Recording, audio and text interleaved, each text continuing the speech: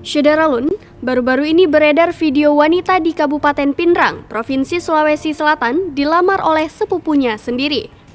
Video yang diunggah oleh Nurhaliza Suparman di akun TikToknya ini pun viral. Rupanya, kisah cinta Nurhaliza Suparman dan sepupunya bernama Hizba Mubamat karena dijodoh-jodohkan oleh keluarganya. Seiring berjalannya waktu, hubungan mereka semakin dekat hingga memutuskan untuk melanjutkan ke jenjang yang lebih serius.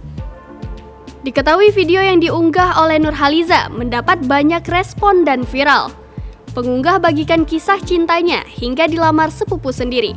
Saat dikonfirmasi Tribunnews.com, Nurhaliza Suparman merupakan warga Kabupaten Pindrang, Provinsi Sulawesi Selatan. Ia bekerja sebagai staf front office pelayanan di salah satu instansi di Pindrang. Nurhaliza atau akrab dipanggil Ica ini mengaku sudah melangsungkan pertunangan dengan sepupunya Hizba Mubamat pada 12 Maret 2022. Selanjutnya, Ica dan Hizba merencanakan untuk menikah di bulan Mei tahun 2022.